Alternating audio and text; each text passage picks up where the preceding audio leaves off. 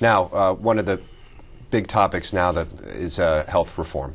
And there's been a lot of interest in the effort to reform health care. What have you been doing to make sure that you understand what your constituents on Long Island want? Well, I've done a lot on this subject, and I have, and some of it's been painful, frankly. But I have done a number of different things to see to it that both I am reaching out to my constituents so that they have a full understanding of the process, a full understanding of the options before us, and frankly, a full understanding of the consequences of what we may do, and frankly, the consequences if we don't do anything. And I've tried lots of different things. I've done 2 telephone town hall meetings, and those are a very effective way of reaching a large number of constituents. I think the first one we did, we had approximately 3,500 people on the line for about an hour. The second one we did, we had approximately 4,500 people on the line. So in terms of ability to reach a large number of people in a relatively efficient fashion, town hall meetings are the best thing that we can do.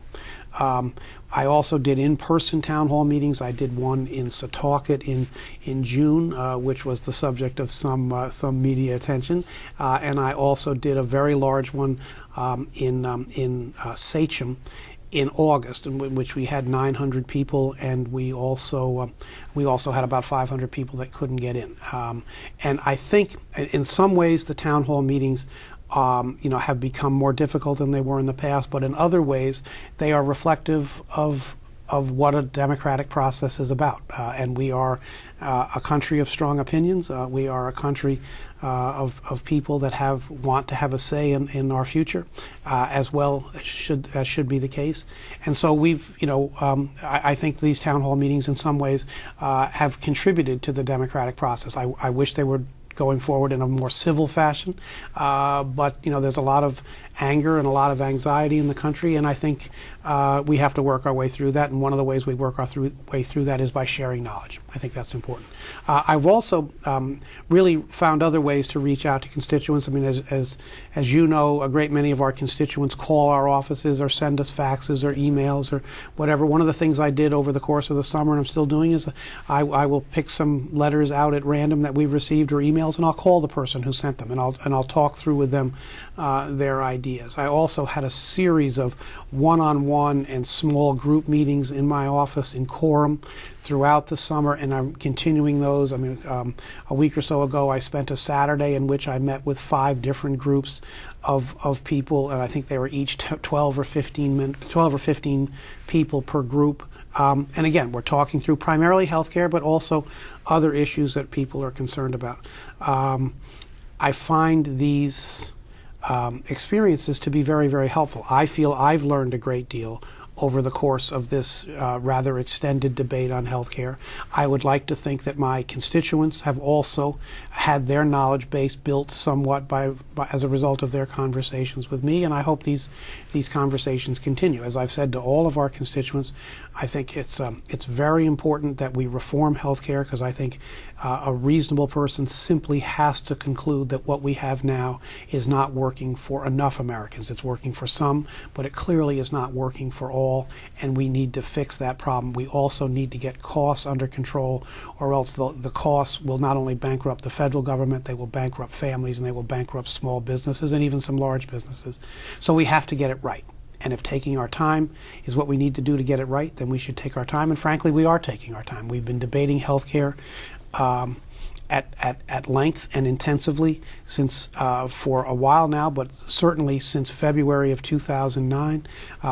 This Congress has had well over 80 hearings, hundreds of hours of meetings, lots and lots of witnesses, lots and lots of testimony, and now lots of discussion among ourselves and among our constituents. So I'm confident that the final product will be an improvement on a situation that we have right now where, I think we have to conclude, we all have to recognize that the status quo is unacceptable and we have to fix that.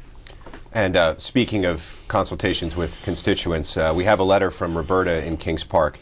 She writes that she supports health reform, but she writes that she's concerned about possible cuts to Medicare and Social Security to pay for it. Could you explain how health reform will affect Long Island seniors? Yeah, it's a very good question, and one of the issues that people raise.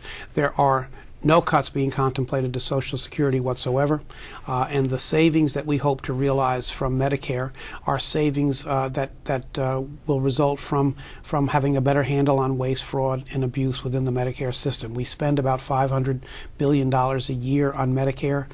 It is an enormous program, and virtually everywhere I go, what people say to me is, why don't you fix the waste, fraud, and abuse in Medicare? That's precisely what it is we're trying to do, and what we're hoping to do is take the savings that we realize from monies that don't need to be spent or that are being spent improperly or unwisely, and put that into covering people who right now are not insured. We also want to end the really inflated subsidies that we provide to private insurers to participate in a program called Medicare Advantage. Now, Medicare Advantage costs the American taxpayer approximately 14% more for each Medicare Advantage recipient than someone who is on traditional fee-for-service Medicare. And these are payments that really go right to the bottom line of insurers. Insurers want a level playing field. What we're saying is, okay, fine. Here's the level playing field. Compete with Medicare and provide the services that Medicare provides, but don't ask for a federal subsidy. Changing gears now to a topic that's also very important to you, education, and especially higher education. Yep. As a former college provost and now as a member of the Education Committee, you've called for stronger investments in all levels of education in order to strengthen our economy and prepare for the future. We have a letter from Vincent Mariches, who wrote the following regarding the Student Aid and Fiscal Responsibility Act, which you helped write. How will this act help reduce spending and help students, and which agency is in charge of the federal direct lending program? The federal direct lending program will be under the auspices of the Department of Education, and right now about 30% of the so-called Stafford loans that students borrow are direct lending loans administered by the Department of Education. Effective with the 2010-2011 academic year, we will be moving